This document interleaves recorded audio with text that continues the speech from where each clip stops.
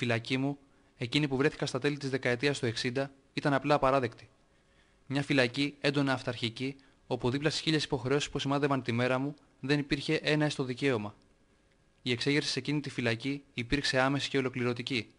Και στη βιογραφική καρτέλα οι δεσμοφύλακες πρόσθεσαν το χαρακτηρισμό που θα με συνόδευε όλα αυτά τα 20 χρόνια κράτησης. Υποκινητής. Στην πραγματικότητα, άνοικα σε μια γενιά κρατουμένων που ήταν επαναστάτες και που ξεκινώντας από το μηδέν κατέκτησαν μέσω σκληρών αγώνων ό,τι ήταν δυνατό. Αγώνες αφάνταστοι, που κόστησαν πειθαρχία, επιμακρών, μέχρι και χρόνια, δίκες, λιτζαρίσματα, θανάτους. Σαντένο Ταρνικόλα. Τα δαχτυλικά τους αποτυπώματα δεν είναι μονάχα στα μητρώα των φυλακών. Φυλάγονται στα αρχεία της ιστορίας. Τα δαχτυλικά τους αποτυπώματα είναι οι πυκνές σιδηροδρομικές γραμμές που διασχίζουν το μέλλον. Και η καρδιά μου εμένα τίποτα πιότερο συντρόφια μου. Ένα πύλινο μαυρισμένο τσουκάλι που κάνει καλά τη δουλειά του. Ανοιχτό, ένα παράθυρο, ανοιχτό, ένα παράθυρο, ανοιχτό στη λιακάδα.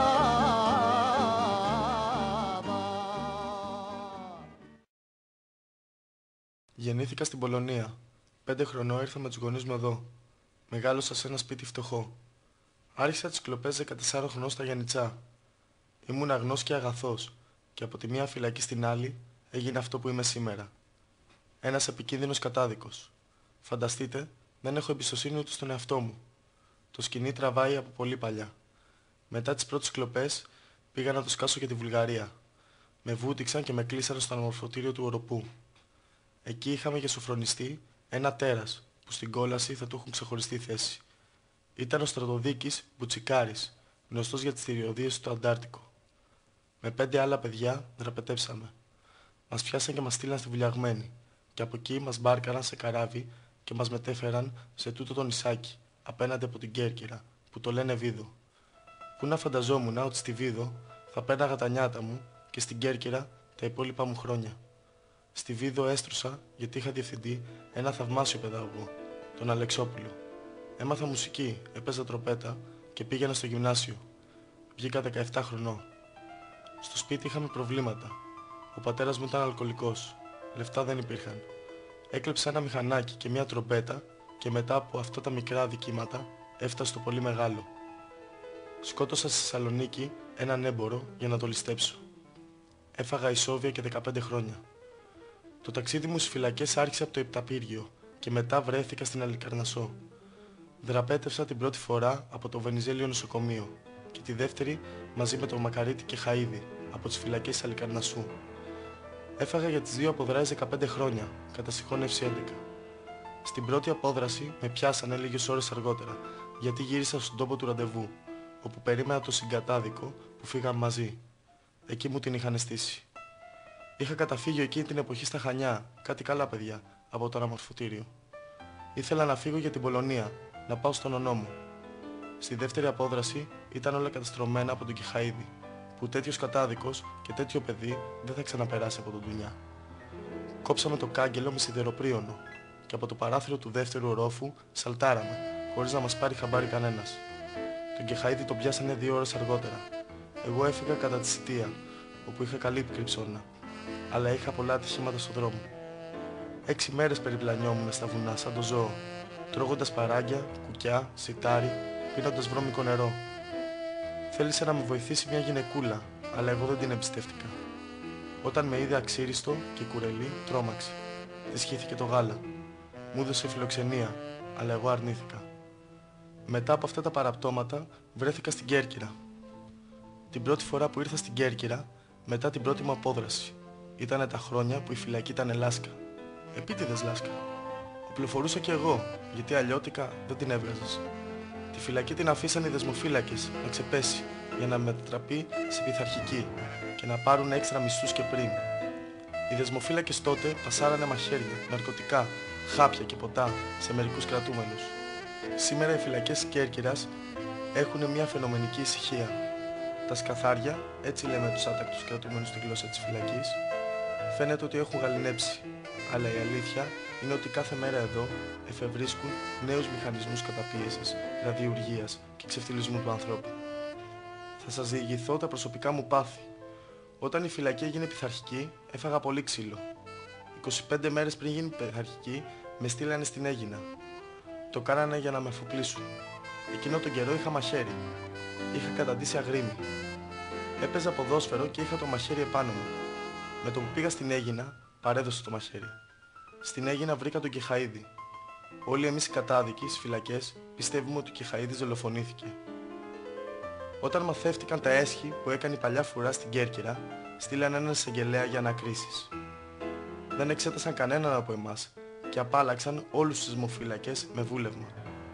Φανταστείτε ότι μόνο η εισαγωγή ναρκωτικών που γινόταν κάθε μέρα στη φυλακή τιμωρείται με ισόβια. Εκείνο τον καιρό μαρτύρησαν εδώ και άσχετοι τελείως κατάδικοι.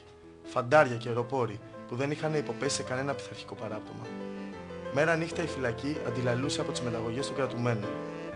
Εγώ ήμουνα στην ακτίνα Γιώτα, κοντά στην πόρτα, και δεν είχα ύπνο από το ομαδικό ξύλο, τις γκλοπιές και τους αναστεναγμούς των βασανισμένων που φώναζαν «Αχ μάνα μου». Από το πολύ το ξύλο που δίνανε οι υπάλληλοι γινότανε μουσκεμα στον υδρότα.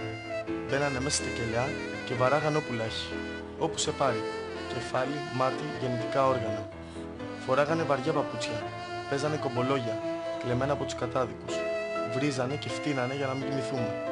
Κάποιος κάρφωσε πρόθυμα στο δεσμοφύλακα ότι εγώ είπα πως αυτό το μπουζούκι θα κρατήσει 6 μήνες και μετά θα έρθει πάλι η σειρά μας.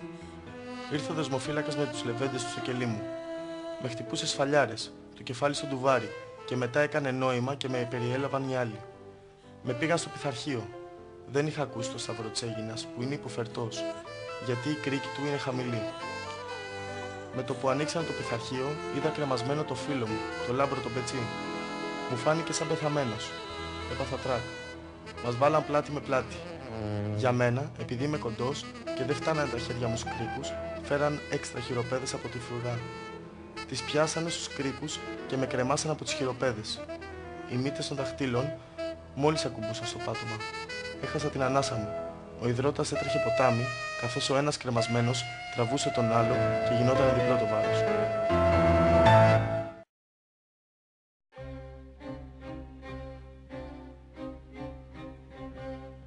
Μια σχιζοδιάλυση λοιπόν που αντιδρά σε ένα απάνθρωπο πλαίσιο επικοινωνίας, η οποία αρνείται τους κοινωνικά αποδεκτούς κώδικες και που γι' αυτό ακολουθεί μια διαδρομή αβεβαιότητας και ασυνέχειας. Ένας χώρος όπου όλες οι κοινωνικές διαδικασίες επιταχύνονται, αποκτούν βίαιο χαρακτήρα. Όπου η κατηγορία του διαρκούς καταλαμβάνεται από το εφήμερο και το καθορισμένο χάνει τα όρια του. Όπου δημιουργούνται αβέβαιες και ως προς την προοπτική τους και ως προς την εκτέλεσή τους κινήσεις. Όπου φαίνεται να μην ενδιαφέρεται κανείς για το μέλλον και τα πάντα να επικαλύπτονται από το παρόν. Όπου η στοιχειωμένη πόλη συνθλίβεται και διαρριγνύεται, ενώ την άλλη ξεσπούν οι φωτιές της κάθαρσης, οι νύχτες των Μολότοφ. Μια συλλογική ταυτότητας που ψάχνει τον εαυτό της στους δρόμους, όπου δημιουργούνται έτσι άνομα διαλύματα. Όπου τα διάφορα παρανοϊκά ιδιώματα του μεγάλου φετίχ θρηματίζονται, ανασκευάζονται και διαχέονται στην κουλτούρα του δρόμου, στο εργοστάσιο και τη φυλακή, από τα διαλείποντα κύματα της κοινωνικής επανάστασης. Όπου τα ερείπια των σημενόντων της εξουσίας οδηγούνται στα έσκατα όρια τους, στη μη έννοια, ξαναβρίσκοντας τη δυνατότητα μιας παράνομης πια σημασίας και έτσι ξαναρχίζουν να επικοινωνούν. Παραδόξως, και σε αυτό το σημείο, στο οποίο η υπερβατική κοινότητα που τις τριμάτισε, τις επανασυνθέτει και τις διαλύει μέσα από τη γλώσσα της ζωής. Σε αυτό λοιπόν και μόνο σε αυτό οι σημασίες επαναναχτούν την ικανότητα της γνώσης. Γνώση και άρωμα. Ρενάτο Κούρτσιο, Αλμπέρτο Φραντζεσκίνη. Έκθεση ενόρκου εξετάσεως μάρτυρος. Ονομάζεται Ιωάννης Μπατσάκης του Σταματίου. Επάγγελμα υπάλληλος φυλακών. Την 9η Πέμπτου 1986, ημέρα της απόδρασης των κρατουμένων, ήμουνα φύλακας τοποθέτης. Ανέλαβα υπηρεσία την 2:30 μετά μεσημβρίας, μέτρησα πόσους κρατούμενους είχε η ακτίνα μου και έδωσα αναφορά στον υπαρχιφύλακα. Μετά πήγα πάλι στην ακτίνα μου. Τις 3:30 μετά μεσημβρίας, άνοιξα για να βγουν οι κρατούμενοι στο προαύλιο. Στις 4 με 4:30 μετά μεσημβρίας, ανέβηκα επάνω, ισόγειο και πρώτο όροφο. Εκεί είδα, δηλαδή, στον πρώτο όροφο, τον Τεμπερεκίδη που καθόταν στο κελί του. Ο Πετρόπουλος ανεβοκατέβαινε. Κοίταξε τα σίδερα και δεν είδα τίποτα το ύποπτο. Εγώ βγήκα έξω στο προαύλιο και κάθισα κοντά στην πόρτα και έβλεπα το προαύλιο όλο μέχρι τη Σκοπιά. Όχι όμως δεξιότερα από τη Σκοπιά. Θα πρέπει να σημειωθεί ότι στη Σκοπιά δεν υπήρχε σκοπός. Όταν δεν υπάρχει σκοπός, μας ειδοποιεί η αστυνομία. Εκείνη την ημέρα δεν μας είχαν ειδοποιήσει. Η δική μου η ακτίνα περιελάμβανε 11 κρατούμενους. Από αυτούς οι 9 έπαιζαν κάτω. Ο ένας, Τεμπερεκίδης, στον πρώτο όροφο και ο Πετρόπουλος πηγαίνω έρχονταν. Δεν έδειξαν τίποτα το ύποπτο αυτοί οι δύο. Δεν ξέρω που βρέθηκε το σιδεροπρίωνο, ούτε τους είδα να ενώνουν σεντόνια. Από τις 5 και 20 μέχρι τις 5 και μισή μετά μεσημβρίας, ο Τεμπερεκίδης είχε τηλέφωνο και είπε ότι ήταν η αδερφή του. Μίλησαν και μόλις τελειώσανε τον έφερα πάλι μέσα. Ανέβηκε επάνω και μετά από ένα 5 λεπτό ανέβηκε και ο κρατούμενος Πετρόπουλος. Στις 6 παρά 10 έτρεξε ο υπαρχιφύλακας Τρούσας Κωνσταντίνος και μου είπε να κάνω καταμέτρηση. Έκανα επιτόπου καταμέτρηση στο προαύλιο, βρήκα 9 κρατούμενους κάτω. Έτρεξα επάνω για να μετρήσω και πήγα στο κελί του Τεμπερεκίδη. Δεν ήτανε μέσα. Μετά πήγα στον Πετρόπουλο να δω μήπως ήταν εκεί. Δεν ήταν όμως κανένας τους. Μόλις βγήκα από το κελί του Πετρόπουλου, είδα στο διάδρομο ότι ήταν τα σίδερα κομμένα και λυγισμένα. Από εκεί διαπίστωσα ότι έφυγαν. Έτρεξα και το ανέφερα στον υπαρχιφύλακα και κάναμε αμέσως κατάκληση. Μετά διαπιστώσαμε ότι δεν υπήρχε φρουρά επάνω. Η δραπέτευση οφείλεται στο ότι δεν υπήρχε φρουρά. Τέλος, για το γάτζο δεν ξέρω που βρέθηκε. Δεν φταίω εγώ γιατί δεν μπορούσα να τους δω. Τίποτα άλλο δεν έχω να προσθέσω.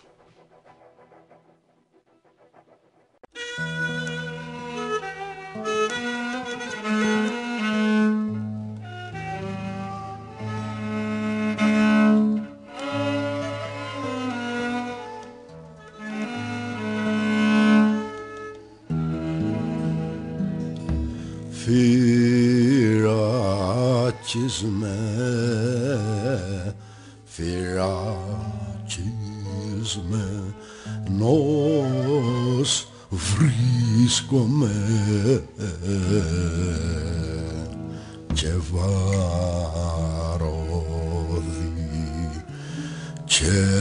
βαροδί κασμένος, δικασμένος. Μα η σκέψη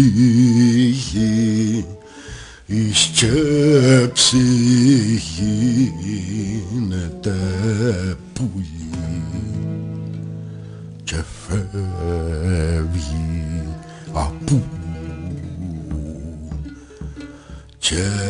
φεύγει απού το κάστρο, απού το κάστρο και τριγύρι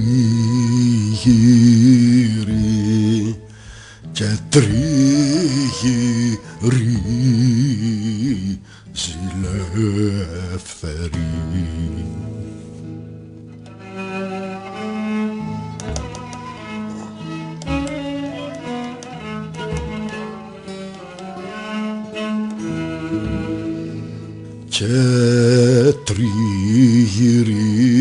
Και τριγύρι ζηλεύθερη σε όρη και